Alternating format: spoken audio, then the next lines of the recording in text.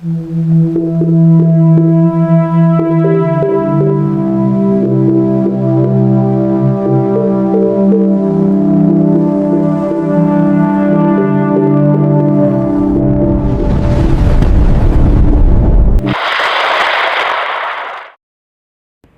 araw po sa inyong lahat.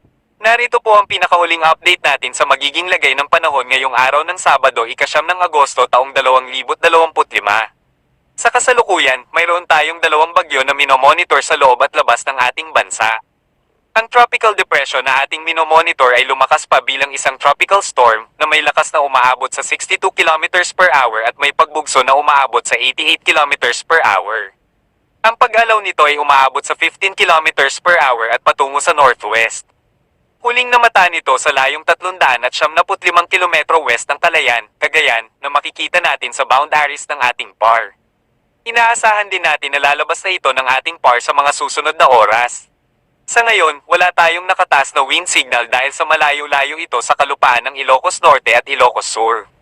Kaya naman, pinag-iingat pa rin natin ang ating mga kababayan na mangingisda na pumalaot sa kanlurang bahagi ng Luzon dahil inaasahan pa rin natin ang magiging moderate na alon ng karagatan dahil sa bagyong Fabian. Samantala, habang papalabas naman ng ating PAR ang bagyong Fabian, ay siya naman unti-unting paglapit ng bagyo sa labas ng ating Philippine Area of Responsibility na may international name na PODOL. Inaasahan natin na papasok ito ng ating bansa. Sa kasalukuyan, lumakas pa ito na dati ay isang tropical storm, ngayong sa nakalipas na mga oras ay ganap na itong typhoon category na may lakas na umaabot sa 160 km per hour at may pagbugso na umaabot po ito na 200 km per hour. At may pagkilos po ito na umaabot sa 15 km per hour palapit po sa ating bansa. Ating paghandaan ng pagpasok nito sa ating PAR na siyang magdudulot ng malakas na hangin at mga malalakas na pag-ulan na makakasira ng mga kabahayan kung ito ay tumawid ng ating bansa.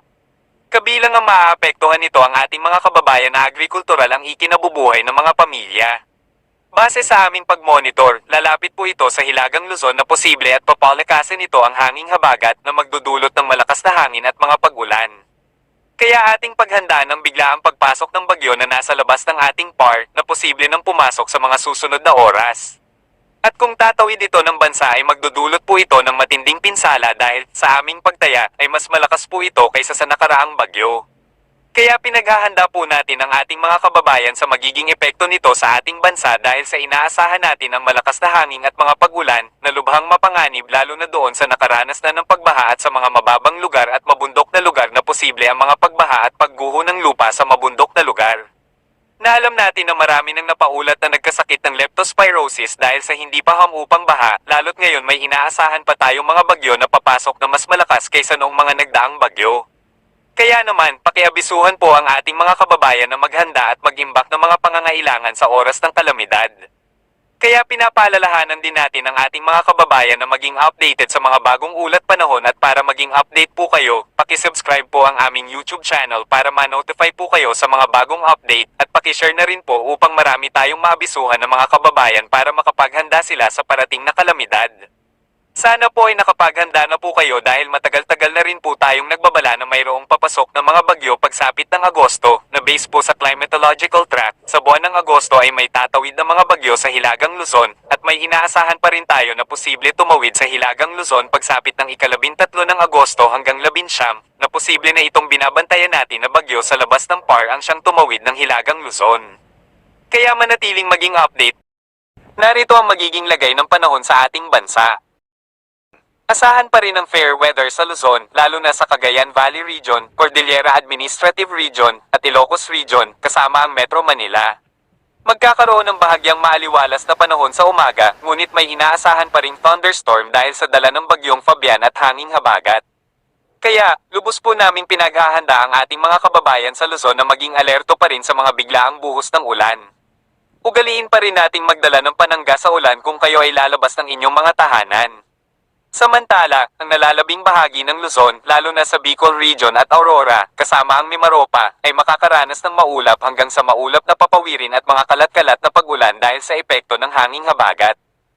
Para sa magiging lagay ng panahon dito sa mga kababayan natin sa Kabisayaan, asahan pa rin natin ang maulap na papawirin at mga kalat-kalat na pag-ulan sa kanlurang Visayas dahil din po sa epekto ng hanging habagat.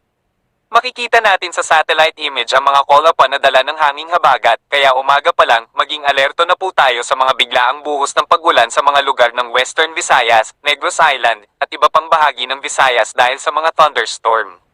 Samantala, ang nalalabing bahagi ng Visayas, lalo na sa silangang bahagi ng Visayas, ay asahan ng fair weather kung saan bahagyang makakaranas ng maaliwalas na papawiri na may thunderstorm, lalo na pagsapit ng hapon at gabi.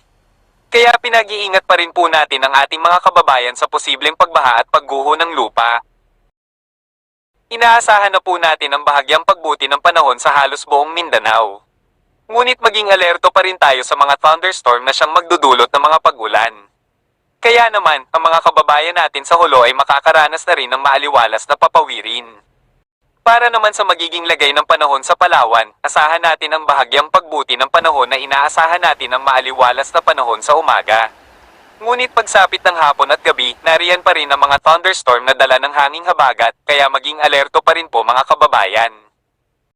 Sa kasalukuyan, wala tayong nakataas na gale warning sa kahit anong baybayin ng ating karagatan. Ngunit iba yung pag-iingat pa rin sa mga kababayan nating mangingisda na magiging maalon pa rin ang karagatan sa Kanluran at Hilagang Luzon dahil sa bagyong Fabian. Samantala, kung mapapansin nyo po sa latest satellite natin, sa ating karagatan, sa area ng may bagyo na si Podol, ay lubhang mapanganib at napakaalon ang karagatan. Kapansin-pansin ang kulay red dito sa karagatan na lubhang matataas ang pag-alon na pinalakas ng bagyong Podol, kaya lubhang mapanganib sa mga kababayan natin na pumalaot sa susunod na mga araw sa Silangang Luzon dahil sa mataas na pag-alon ng ating inaasahan dahil sa paglapit ng bagyong Podol. At kung nakapasok na po ito ng ating park, papangalanan na po natin ito sa local name na Goryo. Ingat mga kababayan! Dumako naman tayo sa ating partner para sa mga karagdagang impormasyon sa loob ng ating bansa. Regarding naman po dito kay Bagyong Podol, ito po yung pinakaunang official track ng Pag-asa regarding sa nabanggit na bagyo. No? So generally, ang pagkilos po ng bagyo, west-northwest over this weekend. At kung mapapansin po natin, simula ngayon hanggang sa Sunday, ay unti-unting lalakas po ito, no? A typhoon or malakas na bagyo. Posible naman itong pumasok ng ating Philippine Area of Responsibility. Kung sakasakali po na nasa loob ito ng PAR, ay papangalanan natin ito na Goryo o yung magiging pang-dalawang bagyo, ikalawang bagyo for the month of August. Pagpasok naman po niya ng PAR, mananatili pa rin itong bagyo over the northern portion of Philippine Sea. During that time po ay makakaranas ng malakas na hangin at mga pag-ulan, yung outer rain bands na tinatawag natin, nitong si bagyong tatawagin po natin na Goryo. Patuloy pa rin magantabay, possible pa mababago yung track natin regarding sa nasabing bagyo. Para naman sa lagay ng ating panahon, over this weekend, inaasahan pa rin yung mga pag-ulan in some areas of southern Luzon dahil pa rin sa umiiral na habagat or southwest monsoon. Again, hindi po ito bagyo ang dahilan. Sa Maya Bicol Region, Quezon Province, malaking bahagi ng Mimaropa, and even portions of Batangas, asahin po sa umaga pa lamang, may tsansa na ng makulimlim na panahon at mga pag-ulan, so make sure na meron daladalang payong kung lalabas po ng bahay. Some areas din sa may eastern side, itong Aurora and Cagayan Valley, may tsansa rin po ng mga pag-ulan sa umaga pa lamang. Habang ang natitirang bahagi ng Luzon kabilang ang Metro Manila, partly cloudy to cloudy skies pa rin sa umaga hanggang sa tanghali at mataas mo di ang tsansa ng mga pulu-punong pag-ulan at pagkidlat pagkulog pagsapit po ng hapon hanggang gabi. Sa Metro Manila, ang temperatura 24 to 32 degrees Celsius, mas mainit sa may Tuguegarao City hanggang 33 degrees, habang sa Baguio naman 17 to 25 degrees Celsius.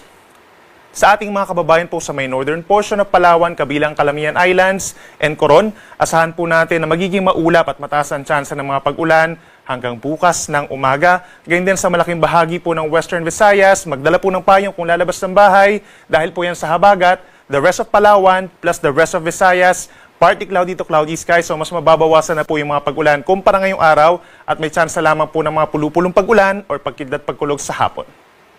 Sa Puerto Princesa at malaking bahagi ng Visayas, posible pa rin uminit hanggang 32 degrees Celsius.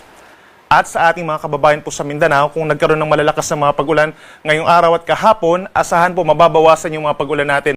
So ideal po yung pamamasyal sa ating mga turista and possible din po tayong maglaba at magsampay ng ating mga damit po over this weekend for the entire Mindanao. Ngayon pa man, possible pa rin po na magkaroon ng makulimlim na panahon at mga kaulapan na sasamahan ng mga thunderstorms na saglit lamang po pagsapit ng hapon hanggang gabi, lalo na sa mga bulubundukin na lugar ng Northern Mindanao, Soc-Sargen, and Davao Region. Temperatura natin sa may Zamboanga City and Davao City, posible pa rin umakyat sa hanggang 33 degrees Celsius. Para naman sa ating 3-day weather outlook, pagsapit po ng linggo, generally, ang malaking bahagi ng bansa nakakaranas pa rin ng mahinang habagat. So slightly magkakaroon ng monsoon break. At some point, maraming lugar po ang magkakaroon ng maaraw na panahon, maliban na lamang sa may western portion of Mindanao. Then pagsapit ng Monday and Tuesday, malaking bahagi ng Visayas, Mindanao, and Southern Luzon na magkakaroon po ng maulap na kalangitan. Epekto pa rin yan ng southwest monsoon or mahinang habagat. Asahan po natin dito sa Metro Manila sa susunod na 3 araw, steady lamang po yung magiging weather natin. No? Partly cloudy to cloudy skies, similar for other areas in Central Luzon and Calabarzon. Sa may Northern Luzon, asahan pa rin, kagaya dito sa may Baguio City, generally magiging maaraw naman po sa umaga hanggang sa tanghali at sasamahan pa rin yan ng may kainitang panahon, lalo na sa mga kapatagan ng Northern Luzon at meron din mga tsansa ng mga pulupulong pag-ulan lamang at pagkidlat pagkulog.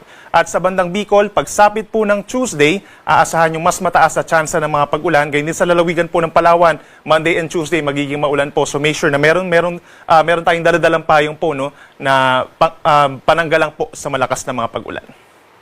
Sa ating mga kababayan po sa Visayas, inuulit natin no, by Sunday, malaking bahagi ng Visayas sa magkakaroon ng fair weather conditions, partly cloudy to cloudy skies, pero yung habagat po magdadala ng maulang panahon, may chance rin ng mga light to moderate rains and thunderstorms po, lalo na po sa dakong hapon hanggang sa madaling araw po yan.